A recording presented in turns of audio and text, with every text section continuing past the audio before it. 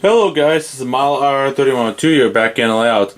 I know it's been a little bit late since I did the ScaleTrains review, and I said I was going to do a comparison video, but I was a little busy with work, and I was just up in the Twin Ports this past weekend on a rail fanning trip, and that went extremely well. So this is my first time off in a week from either work or on the road. So here it is, the official comparison video between the all-new Intermountain ET44AC in the CN versus the all-new ScaleTrains ET44AC in the CN.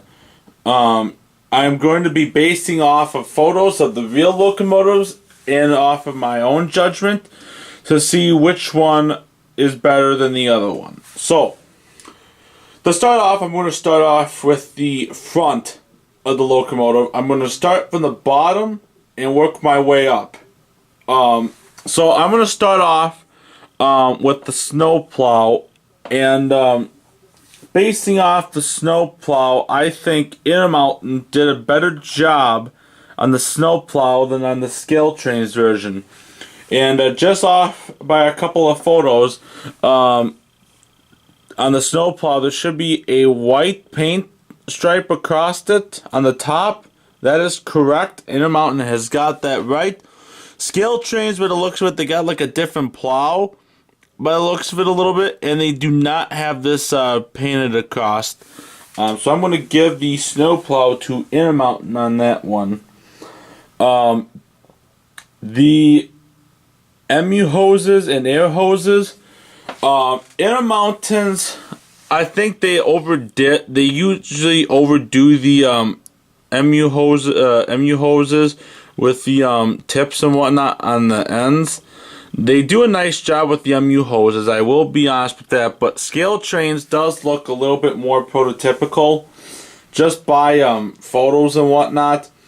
Also, I have no idea if this is true or not, but there's supposedly supposed to be some air hoses for these Intermountain Tier 4 GEVOs. I did not have any when I got my model. They're supposed to be right in here. I'll show you them. So in between the air hose and the coupler box, there's supposed to be an air hose on either side, and they are not present on my model. However, on the ScaleTrains model, they are in fact present, and that is right here underneath the coupler. Coupler-wise, I'm going to give ScaleTrains credit for creating their own coupler and whatnot, and making it metal. But at the same time, I like Kadees and whatnot, and now I have no idea which coupler box has like the correct length and whatnot. But in my own opinion, I don't necessarily like the fact that the ScaleTrains is small, almost small enough that you may not be able to fit a Kadee coupler properly without modification. I have not tested on these Tier 4s whether a number 158 or 156 coupler will fit fine without modification, but I know there were issues on the SD40-2 that had that issue of trying to fit a Kadee coupler in without modification. So that is that on that. Then you got the MU reciprocal cables over here and over there. In my own opinion, and basing off photos, I like how the ScaleTrains version is done a little bit better than the Intermountain. Plus, ScaleTrains, by the looks of it, they use like the more correct paint for the MU receptacles compared to the Intermountain unit. Moving up are the couple of cut lever bars. Both of them are nice, but ScaleTrains does look a little bit more prototypical based off of photos. But paint on those are really good. Lettering down here are good. They are legible. ScaleTrains, I think, is more legible on the lettering and print than the Intermountain, especially down here. On the Anti-Climber, there's supposed to be a stripe right underneath the ditch lights and whatnot. Intermountains, theirs goes all the way across here.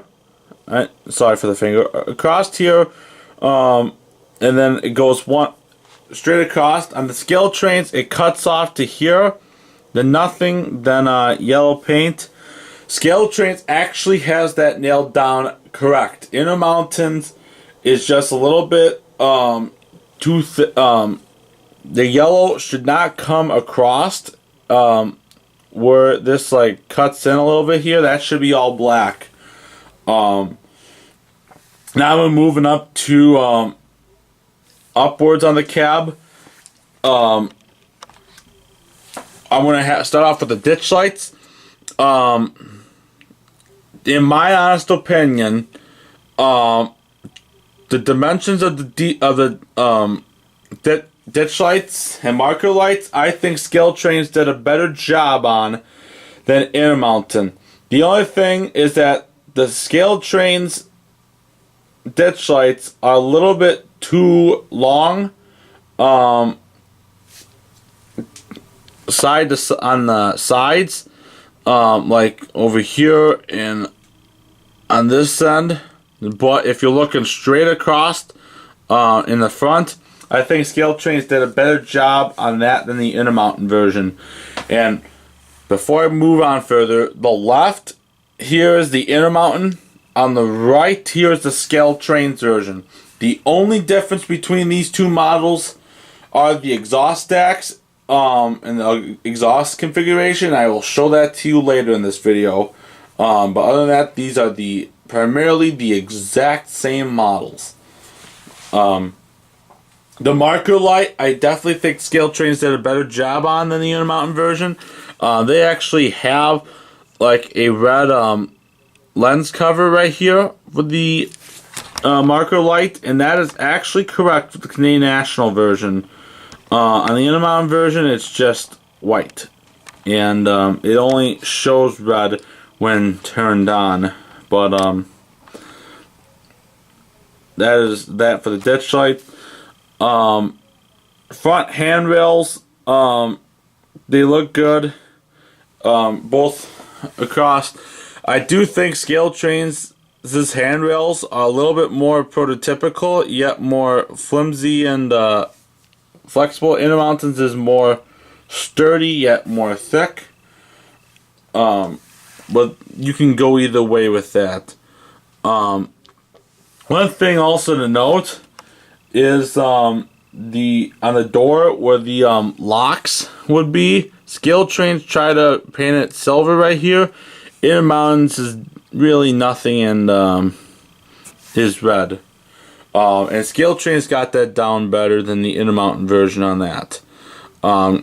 In terms of the CN logo, Intermountain, the ones on the Intermountain, they come across the door and onto here. That is actually correct. ScaleTrains is a little bit more narrow on the CN version, or theirs is a little bit too far right, because the C and the CN ends at the door, and it should be extended a little bit past the door.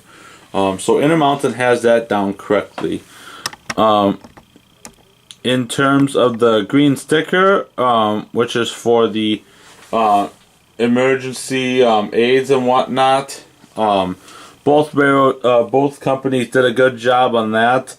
I want to say the ScaleTrains' green is a little bit less dark than the Intermountains, and that's what I can tell on a couple of photos of the Tier 4s. Now let's go into the tops of the cab. Now, as you can already tell, ScaleTrains, you can definitely see the inside cab interior a lot better than the Intermountain version, and I am going to give ScaleTrains credit for that. However, both of these railroads, CN does have interior cameras, and from what I can tell, the inward facing camera is on the wrong side of the cab on the ScaleTrains version, and on the Intermountain version there is none. So I'm going to give ScaleTrains credit for doing the interior of the cab better than the Intermountain version, and I am going to give ScaleTrains credit for doing the windshield wipers a little bit better than the Intermountains. They stick out more and they look more prototypical than the Intermountain. As far as the number boards go, I am going to go with ScaleTrains on the looks of the number boards. If you look at the fonts of the number boards on the Tier 4 GEVOs, ScaleTrains definitely nailed it closer to what they are than compared to the Intermountain version. And and even the numbers on the cabs, I do think ScaleTrains nailed it better on that. So I'm going to move my tripod up a little bit now so you guys can look at the detailing of the roof right now. So PTC antennas, which are these right here, in my honest opinion, the ScaleTrains version is thicker and a little bit longer than the Intermountain version. But just from what I can tell, I think ScaleTrains got the PTC antenna a little bit better than the Intermountain version, because I have a few other locomotives that have this exact same type of PTC antenna, and from what I could tell from my MTH unit, this is what it looks closer towards on like the MTH BNSF GEVO that I own. So I'm going to give ScaleTrains the credit for making the PTC antenna look a little bit more realistic than the Intermountains. Intermountains, I think, is just a tad bit too thin, in my own opinion. Now I'm going to move down the line. Top of the locomotive. Here are both Nathan K5 HLL horns. In my honest opinion, I think ScaleTrains' K5 HLL horn looks more prototypical in the Intermountain version, especially with the one chime that is facing towards the cab and not towards the exhaust and radiator section. The one on the Intermountain always sticks out a little bit too far than what it could be. If you look prototype photos of the Tier 3 and Tier 4 GEVOs, and Tier 2 is even for a fact, the one chime on the K5HL and K5HLL horn on those GEVOs, they don't stick out as far as what the Intermountain unit shows. And ScaleTrains, I think, did a little bit better job on that. Now, this is where I said the differences on these two units is the exhaust stack profiling. On the right is the ScaleTrains version. 3104 was produced in 2016 by General Electric, and by the end of 2015, they redesigned the exhaust configuration where this slopes down and only the exhaust is the one that's flat and level. And that's because CSX had issues with clearance at some coal mines out east. While the one on the left, which is the 2015 production Tier 4 GEVO, which is number 3038, this is flat with the exhaust. And that is what CSX had issues-wise with, I think, their late 3200s and early 3300 series locomotives.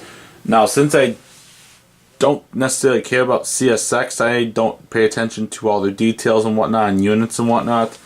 But anyways, I do think the exhaust stacks is done better by ScaleTrains, partly because it is silver on the top, and on the Intermountain it's pure black, and G does have them silver tipped. So I am going to give ScaleTrains credit for that. Now let's move on to the radiator section. Not much for difference wise on the radiator section. And I'm just gonna try getting a good look, but there's not really a big difference in on the roof section of the radiator, but there are some differences between the two models on the end. I do notice that Intermountain has more warning labels on the top than the ScaleTrains version does, and I was not able to clearly tell who has the correct amount of warning labels, but I do think Intermountain did a better job on catching where the warning labels are supposed to be, like how many of them are supposed to be at. I did not check on where they're supposed to be located and whatnot, but from what I can tell, Intermountain got the correct number of the mount. So let's move on to the sides of the locomotive, and I'm just going to quickly adjust my camcorder again. I'm going to start off with the Intermountain version, and I may have to bring out my iPhone camera for this. One thing I am going to note is both manufacturers have rotating bearing caps on these locomotives. One thing, Intermountain does not provide you with extra rotating bearing caps on these units, and I am using my iPhone flashlight for this, just because my lighting in my basement isn't the greatest and whatnot, despite the fact it being daylight. So, and then this is the lower part of the long hood with the fuel tank and whatnot. You may be able to see some of the underpiping detailing. One thing I forgot to mention, and this is a Canadian National road specific detailing, is the on the walkways, the snow shields where the snow seeps through the walkway to make it safer for crews. I do not know if this is a thing only on Tier 4 GEVOs, but I do know that this is a feature that can only be found on Canadian National locomotives. So that is that, and then there's the electronic bell, the fuel gauges and whatnot, some of the underpiping detail and whatnot. One of the coolest things I absolutely like about the Intermountain version is the chain on these Tier 4 GEVOs. Unlike ScaleTrains, Intermountain used legitimate chains for these Tier 4 GEVOs. And sorry for the iPhone camera lighting, but here you can see these are legitimate chains. What doesn't look as prototypical, but what makes this feature look awesome, they do have loaded springs right here that hold these chains. They may not look prototypical to the real things, but that's how they do operate with these chains, and I absolutely like the fact that Intermountain decided to go above and beyond and use legitimate chains and whatnot for this side of the truck. I'll show you what ScaleTrains looks like. And also, one thing to note is in here, Intermountain also has rotating bearing caps inside these right here, just like the prototype. And that's something ScaleTrains did not do. And there's also a few more things I like to show lighting wise and sound wise when I get to it. Moving on to the long hood,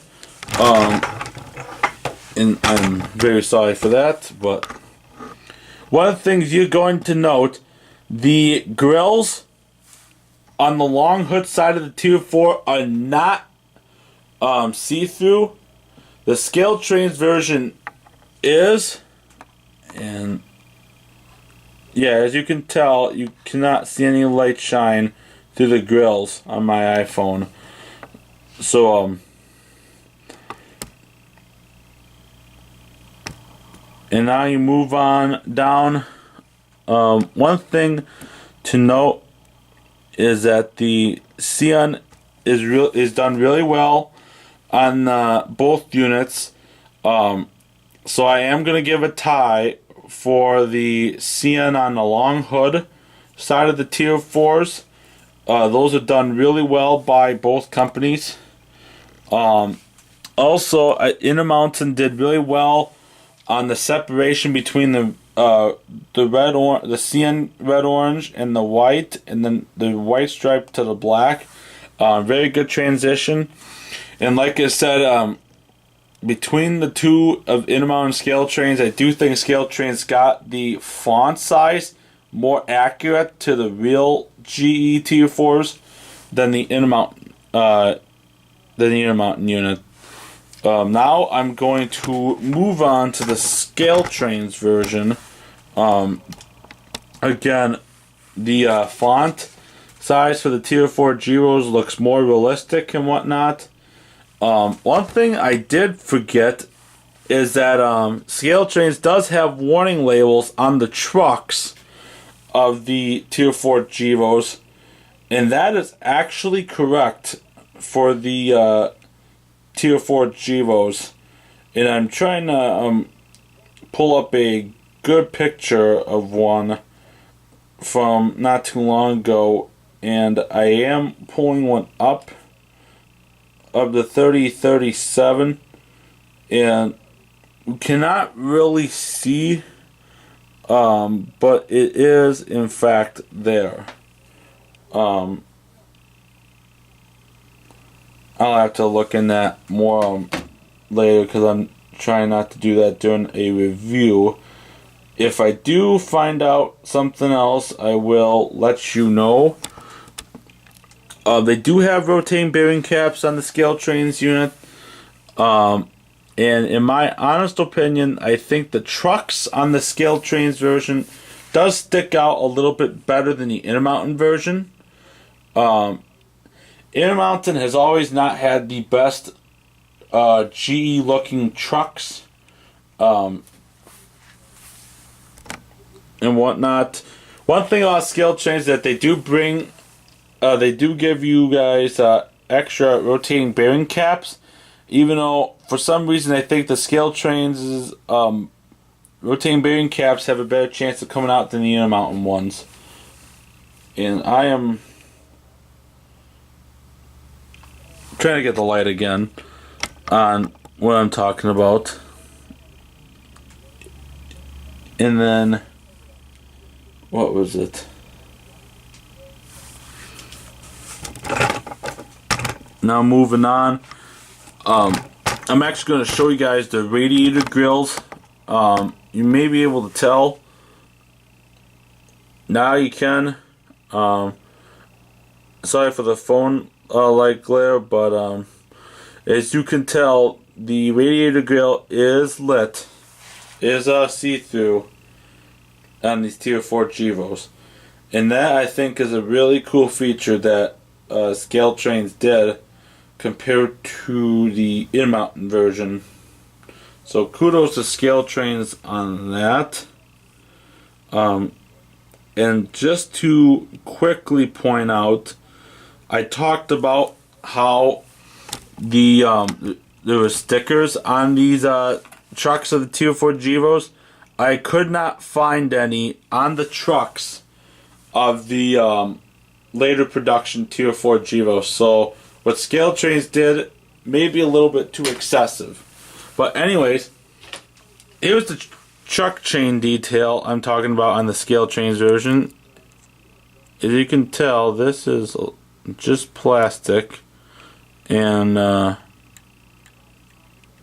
these chains don't actually move, they just plastic. And then again, rotating bearing caps. There's no moving rotating bearing caps in here or here, but they are in the Intermountain version. The brake cylinder looks to be more accurate, I think, in the ScaleTrains model than the Intermountain version. Also, one thing to note, I don't know if I showed you guys a lot of the underneath piping, but here are some of the underneath piping of the ScaleTrains Tier 4 GEVO.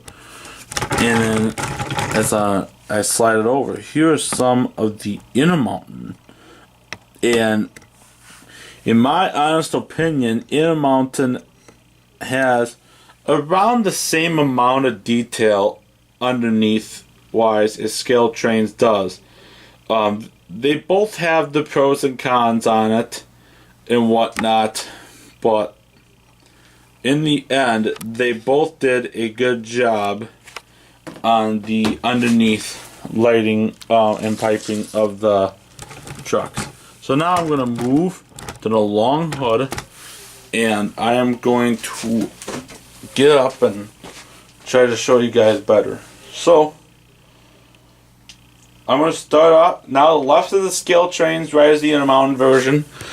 One thing I am going to point out right away: these grills in the back of the Intermountain Tier 4 are black, and that is actually correct for CN. These are better than the ScaleTrains version and are not correct. So for those you CN modelers, you can easily paint those in black. Again, both companies did well on the Rock Pilot. The only thing is that Intermountain has the MU cables over it instead of under it on the inside, compared to the ScaleTrains version. It looks like the CN on the bulge of the Intermountain Tier 4 sticks out a little bit better than the ScaleTrains version. Again, a lot of the same details on the lower end of the locomotive as compared to the front. Ditch lights and whatnot. And they do look very good. Again, couplers and whatnot. More of the railings, etc. And then one of the things is the coupler knuckle holders. I think Intermountain did a better job on those than the ScaleTrains version. ScaleTrains didn't do like a great job on the paint wise for those, but it looks like Intermountain did separate detail pieces for those compared to ScaleTrains, where they just decided to mold the things in to the locomotive and go from there. So anyways, I'm going to now start up each locomotive, go over some lighting features and whatnot, and go from there. So again, the left is the Intermountain version, the right is the ScaleTrains version. Just a quick note, some of the functions are a tad bit different for each company, since they both have the same decoders, same decoder manufacturer and whatnot, but they each are a little bit different. Excuse my reach if that was affected, but on the Intermountain version, the first few functions are the same compared to the ScaleTrains version. However, the ScaleTrains version is a tad bit different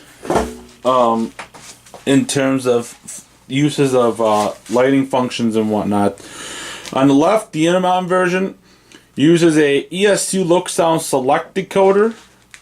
On the right, the ScaleTrains version uses the ESU Loksound version 4.0 decoder. The 4.0 decoder, you could download custom sounds and files and whatnot. The Intermountain version, you cannot, because it's a select decoder. However, the ScaleTrains version has a built-in ESU power pack into the locomotive, meaning that it will have up to 4 seconds of keep alive capacitor inside the locomotive, and that is a standard for practically almost all ScaleTrains locomotives now these days, which is a really cool feature.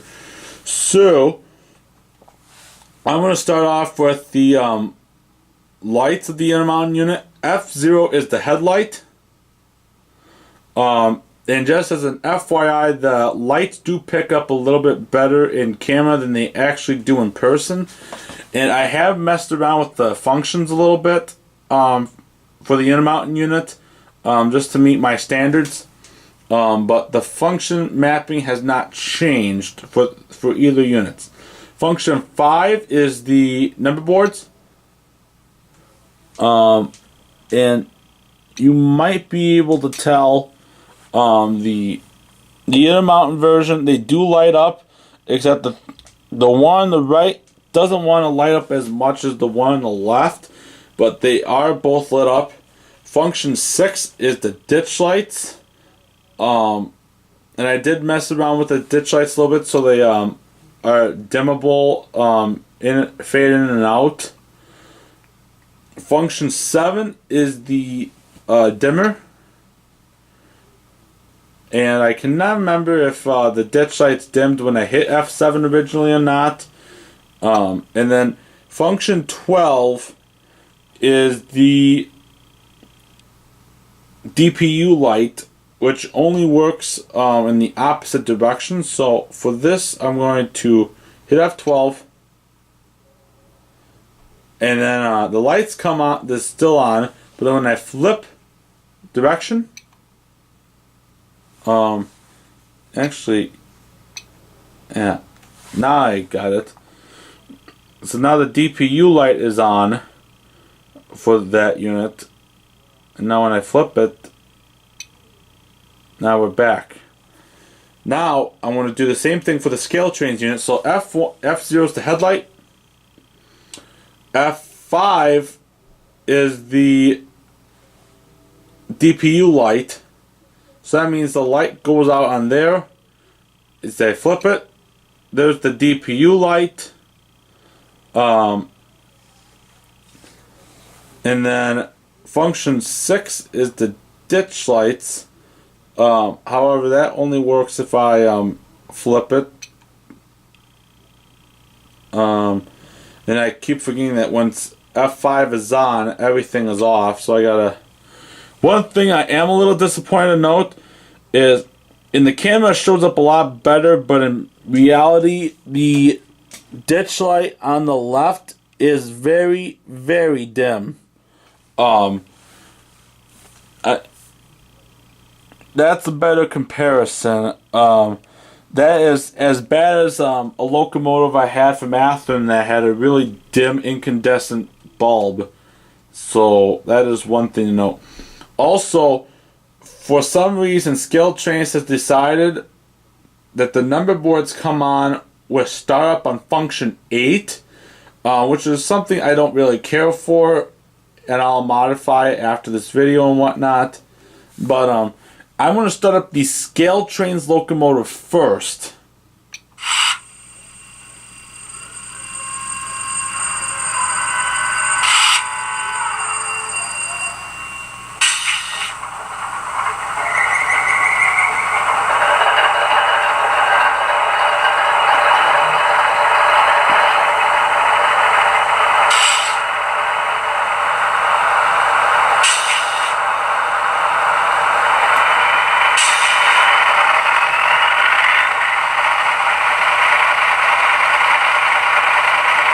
Also, one thing to note, function 12 in the ScaleTrains version is the headlight dimmer. So the ditch lights go out and the headlight dims. And that works with with or without function 8 being on. Although I am going to remap that to function 7, as I have been doing with most of my locomotives. So I have not modified the ScaleTrains locomotive yet, but I am going to be modifying the function mapping a little bit after this video. So function 12 is not going to be turned off.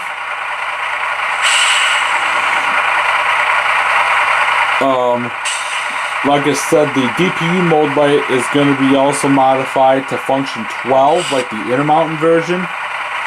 One thing to note on the Intermountain version that they have compared to the ScaleTrains version, the Intermountain unit has the floor light with function 11. You may not be able to see that yet. Actually, you can't see it, period, from this angle. But if I were to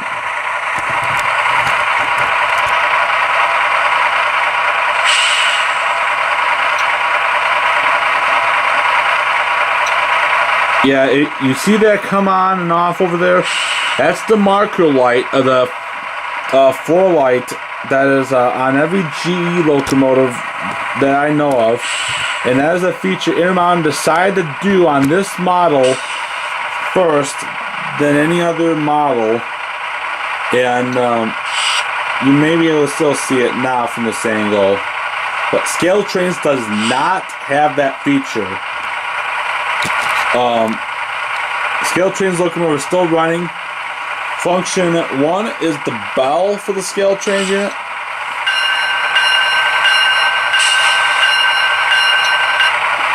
Horn, F2.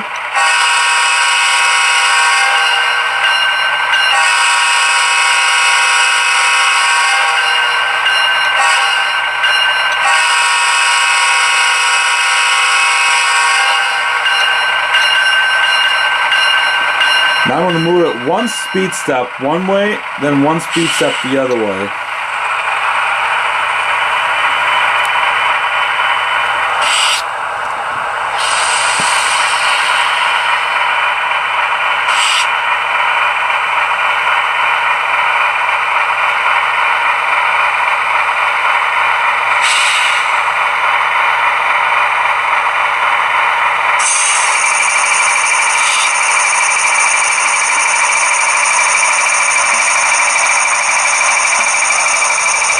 Now I'm going to flip it with function 5 on.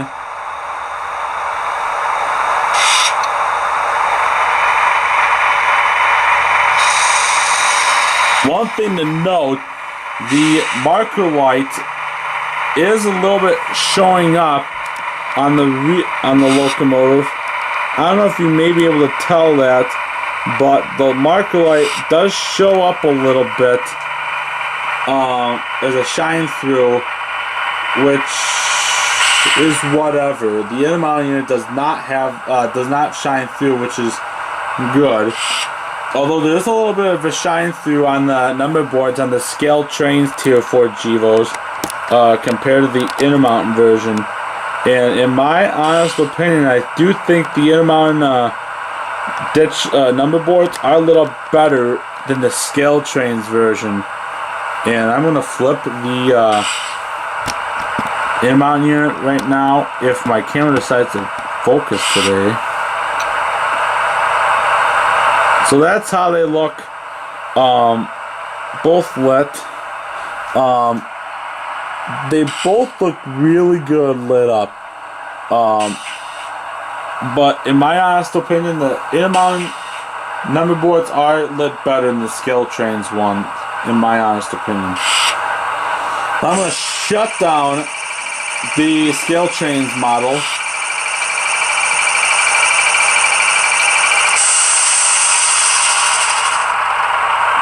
One thing I don't like about the number boards is that they come on like that. And why is my camcorder not wanting to focus today? My goodness.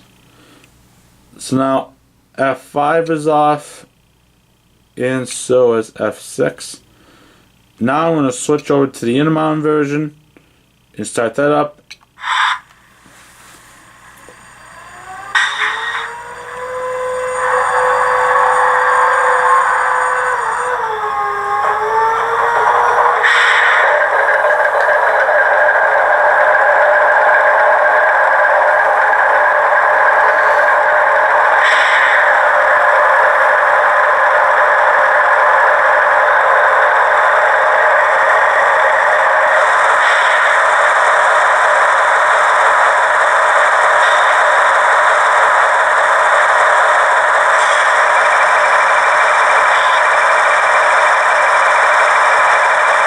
F1's the bell.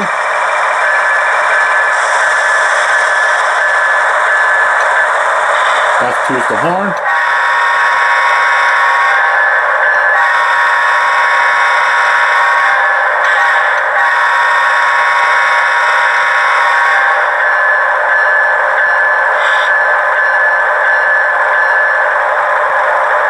I'm going to move it one speed step.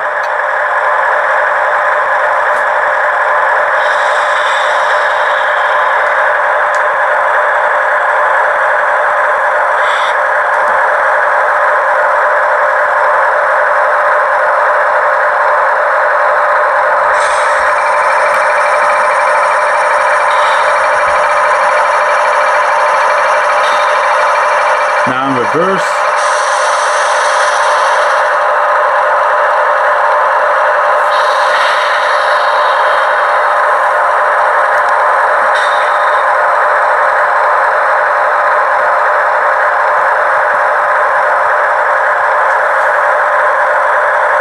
Again, the Intermountain unit uses a Loksound select decoder, while the ScaleTrains unit uses a Loksound version 4 decoder because of the capacitor used in the ScaleTrains version.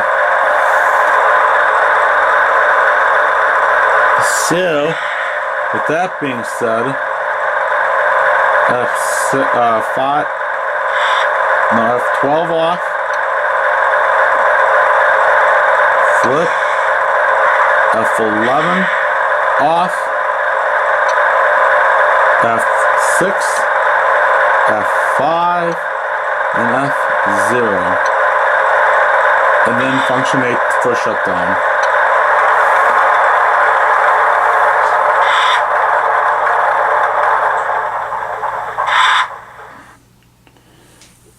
So let's wrap this up.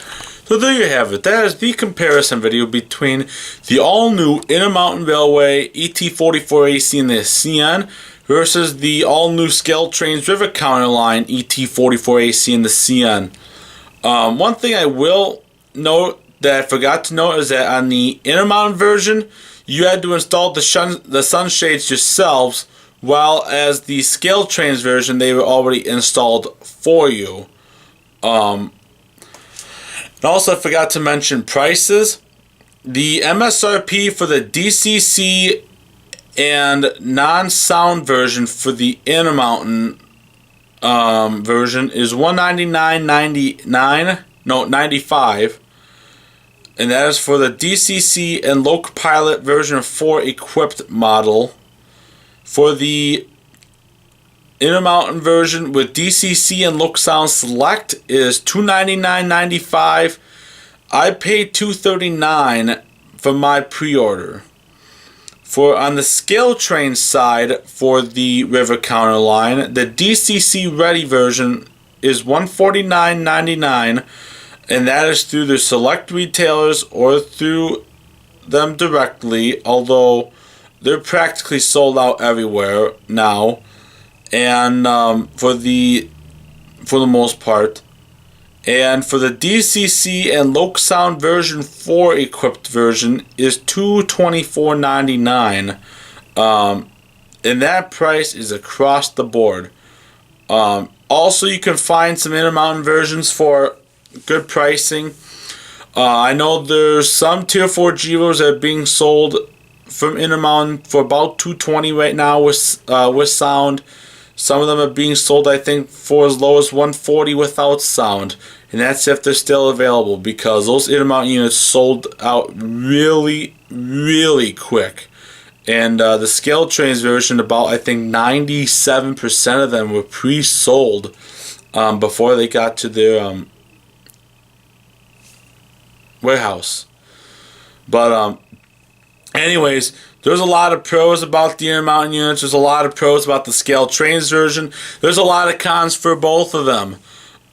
So this is not a 100% perfect model. You can tell that with my unit. Nothing was perfect. Not everything was perfect on these locomotives. That's the beauty about model railroading. You will never, ever get something 100% perfect. Not every unit will be perfect. You'll have some flaws here and there. You'll have some drivetrain issues here and there. Heck, I had issues with my ScaleTrains GECX unit big time. And half that was programming issues that I was able to fix. The ScaleTrains version for the CN, not the number board, ditch light. One of them was dim. I did not show you guys the rear of the locomotives, but they are practically almost the same exact thing as it is on the front of the locomotive. And I have tested out both these locomotives, so it's nothing new. So, if you have any questions, any concerns, feel free to comment in the video below or personal message me. I don't care. This was my first ever comparison video, so I wasn't necessarily the most prepared for it. But again, since I do model mainly Canadian National stuff, this is a great locomotive to do a comparison video, since these two were practically neck and neck on trying to get them out the door and whatnot, and bring us high quality details. I will say that Intermountain did a better job QC wise than ScaleTrains. Like I said, I pre-ordered 2 ScaleTrains Tier 4 GEVOs, and one of them had a missing detail part, and the same one had lighting programming issues. My CN version has a dim ditch light. Intermountain, I did not notice anything really wrong, with the exception of not having the air hoses, but I was not 100% sure whether they actually came with the models or whatnot, because that part I was not aware of, since prior Intermountain locomotives never had the air hoses installed either way. So that is something to point out. But anyways, again, this is just my own opinion. I don't know what your opinion is. It could be different than mine. I don't know. But like I said, I mainly modeled the CN, so I got a couple CN examples and whatnot. So if you want to do a comparison video with your BNSF units, UNS, James Wright has one of the UP examples, and that one was a very interesting one as well. But again, this is my own opinion, my comparison video. Yours can be whatever. I don't care. But anyways, thanks for watching. See y'all next time.